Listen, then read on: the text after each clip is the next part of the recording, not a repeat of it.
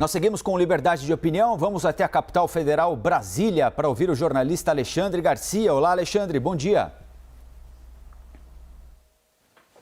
Bom dia, Colombo. Vamos aos assuntos de hoje. Vamos lá, Alexandre. Daqui a pouquinho, daqui 16 minutos, começa o depoimento do ex-ministro das Relações Exteriores, Ernesto Araújo, à CPI da pandemia. A sessão marcada para começar às 9 da manhã, geralmente atrasa um pouquinho.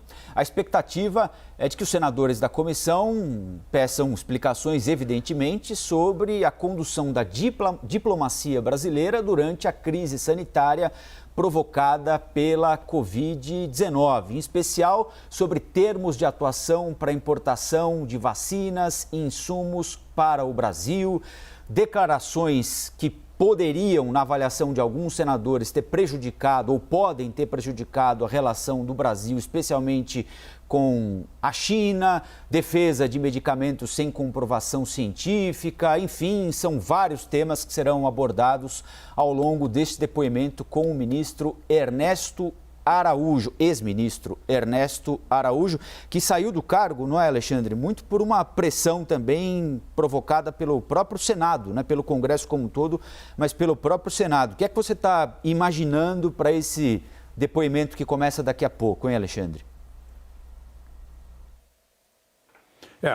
Foi a pressão política que o tirou, né? Chegou um ponto insuportável e ele foi substituído.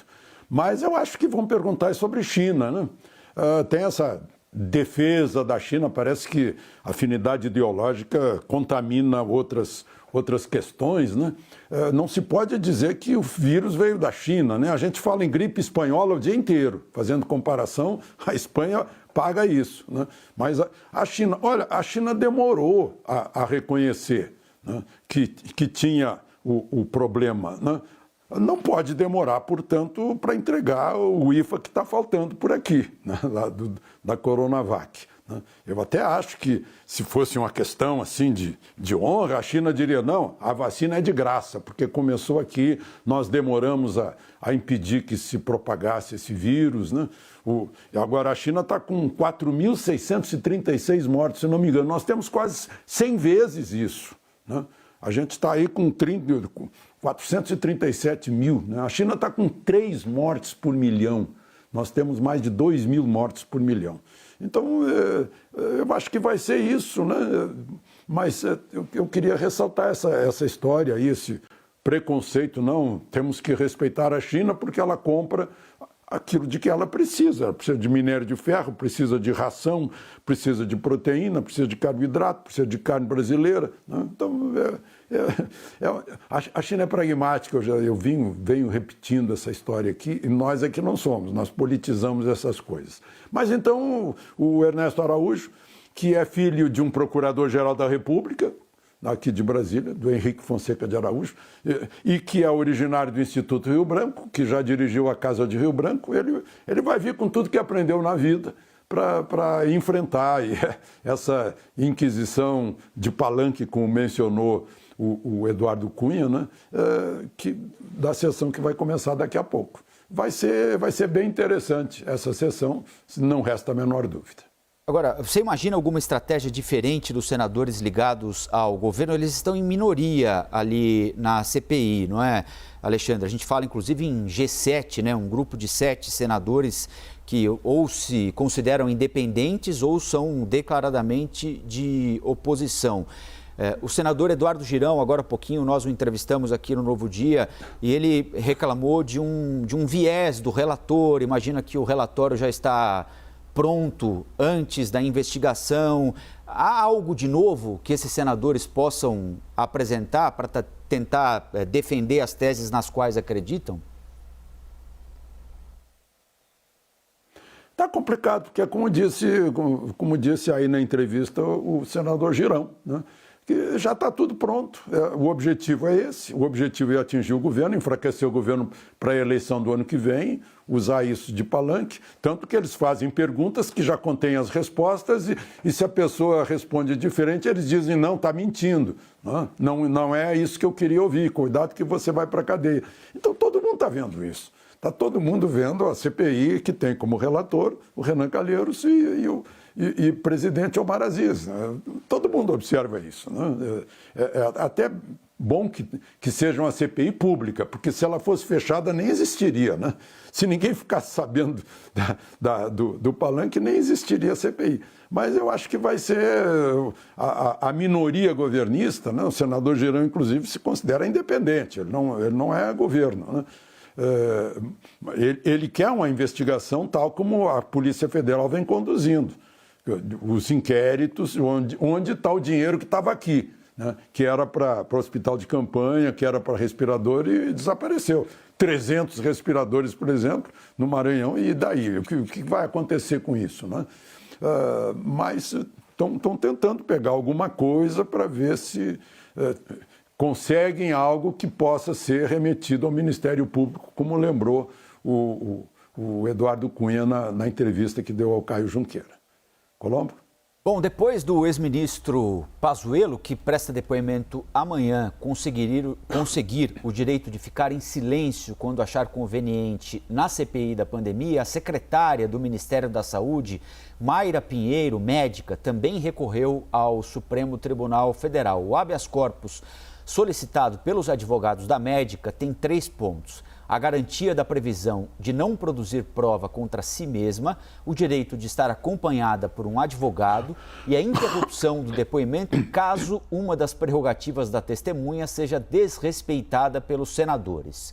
O relator do habeas corpus será o ministro Gilmar Mendes. O habeas corpus concedido ao ministro Pazuello foi concedido pelo ministro Lewandowski. O depoimento da médica Mayra Pinheiro está marcado para quinta. Então, hoje tem o Ernesto Araújo, amanhã o ex-ministro Pazuello e na quinta a médica Mayra Pinheiro. Queria que você falasse um pouquinho sobre esse pedido de habeas corpus feito pela médica, secretária do Ministério da Saúde.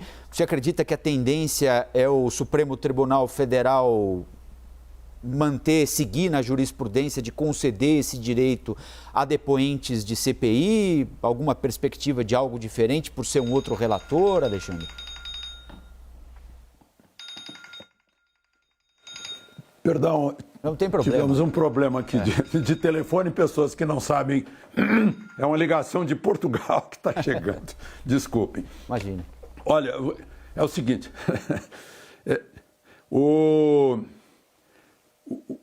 Eu não sei qual foi o resultado, mas o ministro Gilmar Mendes já pediu ao presidente Fux para saber se é ele mesmo que é o relator ou se vai ser Lewandowski. Porque ele está avisando, ele está prevenindo, olha, pode ter decisão diferente para casos semelhantes, né? E vai ficar estranho aqui dentro do tribunal. É mais ou menos isso. Eu estou na expectativa ainda para ver se há um deslinde dessa questão, porque foi o ministro Lewandowski que concedeu essas garantias ao ex-ministro Pazuello, né? O pedido da médica, que fez um excelente trabalho lá dentro do Ministério da Saúde, testemunho meu, né, de estar fazendo cobertura e acompanhando, preocupado com a pandemia, está pedindo para ser assistida por advogados, né, para ser assegurado aos seus advogados a comunicação com os advogados, né, e o direito de realizar a defesa. Não se autoincriminar, isso é básico, né? É cláusula pétrea da Constituição. Eu acho que é o inciso 63, me parece, do artigo 5º da Constituição, né? A pessoa tem o direito de ficar calada se acha que vai ser prejudicada com isso. E a plena observância do artigo 360, inciso 4º, do Código de Processo Civil, que diz que as partes têm que ser tratadas com urbanidade. Aí, nós que cobrimos CPI, que acompanhamos, a gente sabe muito bem qual é o comportamento do presidente Omar Aziz, né? Como foi lá com Fábio Weingarten, meu Deus do céu, né? É um meio, desculpem, mas parece Torquemada, né? E as ameaças também, ou fala, não é isso que eu queria ouvir, né? Ameaça do relator de prisão.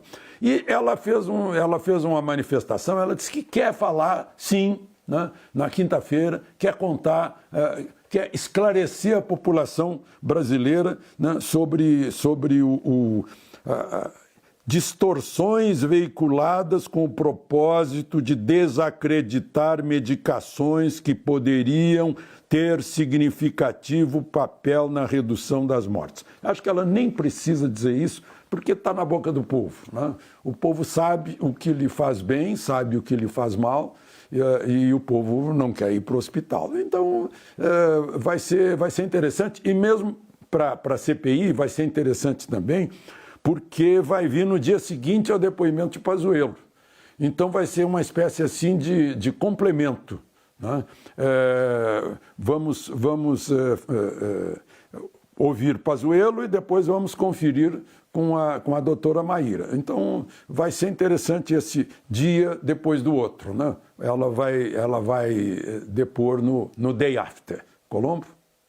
O Procurador-Geral da República, Augusto Aras, enviou um ofício ao presidente da CPI da pandemia, senador Omar Aziz, com um levantamento de todas as investigações que estão em curso no Superior Tribunal de Justiça sobre gastos dos estados no combate à Covid. As apurações trazem informações sobre gestões do ex-governador do Rio, Wilson Witzel, do governador da Bahia, Rui Costa, do Pará, Helder Barbalho, do Amazonas, Wilson Lima, e chamados procedimentos preliminares sobre os governos de Minas Gerais, Romeu Zema, e Paulista, governo de São Paulo, João Dória. Alexandre, trazendo também mais um trecho da entrevista que nós fizemos agora há pouquinho com o senador Eduardo Girão, ele disse não entender por que a demora da CPI para ouvir, por exemplo, a Polícia Federal, para que a polícia explique quais são os inquéritos em andamento, o que é que ela conseguiu apurar sobre o estado A, sobre o estado B. Queria que você falasse sobre essa tentativa de ampliar a investigação para além da União e verificar se houve desvio no uso de dinheiro que deveria ter sido utilizado para o combate à pandemia, ou para corrupção, ou para outra finalidade, como o pagamento de folha salarial, por exemplo? Pois é. Bom, primeiro é preciso salientar que o senador Girão é um dos autores da CPI. O requerimento dele, com 45 assinaturas, inclusive teve mais assinatura que o requerimento de Randolfo Rodrigues, que teve 31. Né? Mas o Randolfo ficou vice-presidente e ele está lá no plenário. Na verdade, ele quer que se investigue as 27 unidades da federação e os municípios que receberam. Né? São requerimentos, um dele, o requerimento número 156, e outro do senador Ciro Nogueira, requerimento número 141, que a CPI aceitou e encaminhou para a Procuradoria-Geral da República, né? Foi o ofício 320 e ofício 437 de 30 de abril da CPI, né? Que encaminharam esses requerimentos. E aí o procurador Aras pediu à assessoria jurídica do Superior Tribunal de Justiça que informasse sobre essas investigações aí a que você se referiu. Né? Então, é interessante, porque a CPI vai receber dados importantes sobre o que foi feito com bilhões de dinheiro federal dos contribuintes, dos pagadores de impostos. Isso é importante que se diga, não é dinheiro que caiu do céu, né? E que não foi parar em respiradores, não foi parar em hospitais de campanha, não foi parar em equipamento de proteção individual, né? O que foi feito com esse dinheiro que está sendo investigado. Então, a CPI está recebendo essas informações, na verdade, da assessoria jurídica do Superior Tribunal de Justiça, via Procuradoria-Geral da República, com as investigações que está se fazendo atrás do dinheiro federal para saber o que houve.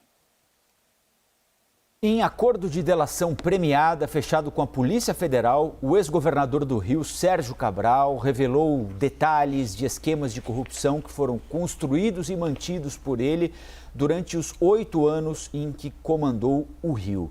Preso desde 2016, Cabral está condenado a 342 anos, 9 meses e 16 dias de prisão. Por enquanto, são 18 condenações, há possibilidade de outras mais adiante.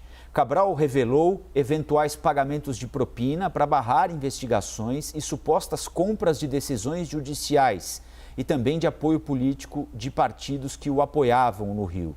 O ex-governador também revelou ter articulado supostos subornos, pagamentos de subornos a ministros do STJ, o Superior Tribunal de Justiça, e também do Tribunal de Contas da União.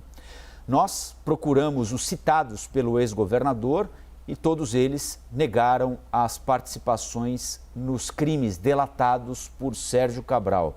Alexandre, vou repetir para você a pergunta que eu fiz ao Sidney agora há pouquinho. Dá para levar a sério a delação premiada de alguém nessas condições como Sérgio Cabral, quase 350 anos de condenação? Ele tem a quem entregar acima dele para colaborar com a justiça, Alexandre? Pois é, olha, só para a gente navegar um pouco na teoria, né?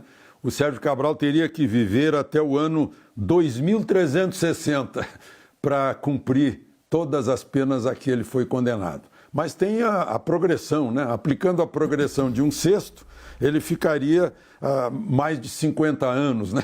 Eu estou fazendo teoria porque as penas aqui no Brasil têm o limite de 30 anos, né? E talvez com a delação premiada ele tenha essa esperança de serem abertas as portas da prisão e ele poder voltar a circular no Rio de Janeiro, né?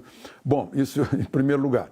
Outra coisa é preocupante a gente ouvir delação que envolva pessoas do Tribunal de Contas da União, do Superior Tribunal de Justiça e até do Supremo, né? Como foi o caso de Toffoli, que apareceu aí, ele fazendo uma ligação com a prefeita de Bom Jesus de Itabapoana, que havia sido cassada pelo TRE, com o prefeito, inclusive atual prefeito de Volta Redonda, que também foi cassado, e que Toffoli reverteu o assunto, e segundo ele, teria recebido através do escritório da mulher dele, mas o ministro Fachin, essa coisa está balançando lá entre Procuradoria-Geral, Polícia Federal e Supremo já desde o início do ano, né? Vale, não vale, não tem indícios suficientes para continuar a investigação, né? A Polícia Federal tinha pedido autorização para investigar o ex-presidente Supremo, Dias Toffoli, mas, enfim, é uma coisa preocupante quando envolve integrantes da parte superior, não vou dizer só da Justiça, porque o Tribunal de Contas da União é um órgão do Legislativo. Os tribunais de contas, aliás, né, agora mesmo, o Correio da Manhã no Rio de Janeiro mostrou que tem um conselheiro do Tribunal de Contas estudando, fazendo doutorado na Inglaterra por conta do contribuinte do município do Rio de Janeiro. Está ganhando salário e diárias. E a mulher dele, que também é procuradora do município do Rio de Janeiro, está ganhando salário, segundo o Correio da Manhã. Então, essas coisas preocupam o pagador de impostos que sustenta. Eu acho que a gente deveria ser mais austero, né? Em termos de posição dessas pessoas, né? E ser mais severo em termos de povo de onde origina o poder, né? E fazer a cobrança. Eu acho que a gente, sim, tem que acompanhar esses casos para ver o que vai acontecer com isso, né? Houve a denúncia, o denunciante é uma pessoa condenada, que não merece respeito, agora a gente fica se perguntando, mas merece crédito o que ele disse ou não disse seu próprio interesse? É uma coisa a avaliar e deixar para ver como vai se lidar com isso, né? O fato é que o contribuinte, o eleitor, o pagador de impostos tem que ficar atento. Colombo? Alexandre, vamos acompanhar juntos então a partir de daqui a pouquinho o depoimento do ex-ministro Ernesto Araújo. Amanhã tem o depoimento do ex-ministro Pazuello. Certamente serão temas para a gente conversar a partir das 8h20, já amanhã, com a confirmação de que começaremos mais cedo para acompanhar o depoimento do ex-ministro Pazuello também. Boa terça para você, Alexandre. Então vamos acompanhar agora Ernesto Araújo e a CPI. Aproveitem o dia.